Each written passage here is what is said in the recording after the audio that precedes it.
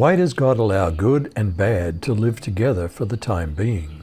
Let's begin in Proverbs 29. What will happen to the person who remains stubborn after many reprimands? Whoever remains stiff-necked after many rebukes will suddenly be destroyed without remedy.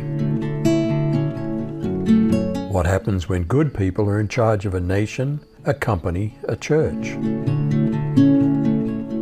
When the righteous are in authority, the people rejoice, but when a wicked man rules, the people groan. Are loving wisdom and keeping company with prostitutes exact opposites? The man who loves wisdom brings joy to his father, but if he hangs around with prostitutes, his wealth is wasted. What's the difference between a just national leader and one who takes campaign contributions or foreign and domestic bribes?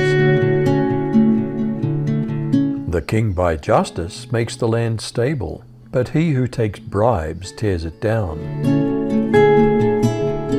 Is insincere flattery a trap that we should avoid being swayed by? People who flatter their friends spread out a net for their feet. Do sins always bring bad consequences, while right living brings joy? Your sins will catch you, but everyone who lives right will sing and celebrate. Is caring for the poor a standard in both old and new covenants?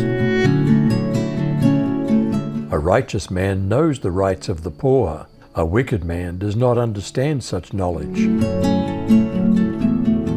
Do those who mock wisdom and cause division in public hurt or help a city? Mockers inflame a city, but the wise turn away anger. Is it even worth getting into an argument with a raging fool? When a wise man has a dispute with a fool, the fool either rages or laughs without relief. Do murderers hate honest people, but do the righteous seek to save a murderer's soul from hell? The bloodthirsty hate the upright, but the just seek his soul. What's the big difference between those who say everything in their minds and those who keep their thoughts to themselves? A fool lets out all of his spirit, but a wise man holds it back. How important is it for a nation's leader to double-check that his advisors are telling the truth? If a ruler pays attention to falsehood, all his ministers become wicked. What do a poor person and his cruel oppressor have in common? The poor and the oppressor have this in common: the Lord gives sight to the eyes of both. When a nation's leader tells the truth about economic oppression, will his legacy last? The king who judges the poor with truth, his throne will be established forever. How important is it to discipline a child with wisdom and consistency? To discipline a child produces wisdom, but a mother is disgraced by an undisciplined child. What happens when a society allows evil to grow? Who will outlive it? When the wicked increase, sin increases, but the righteous will see their downfall. How important is it that we don't be lazy or soft about correcting our children? Instruct your children. They'll give you peace of mind and bring delight into your life. When the Bible's banned, what happens to law and order in society?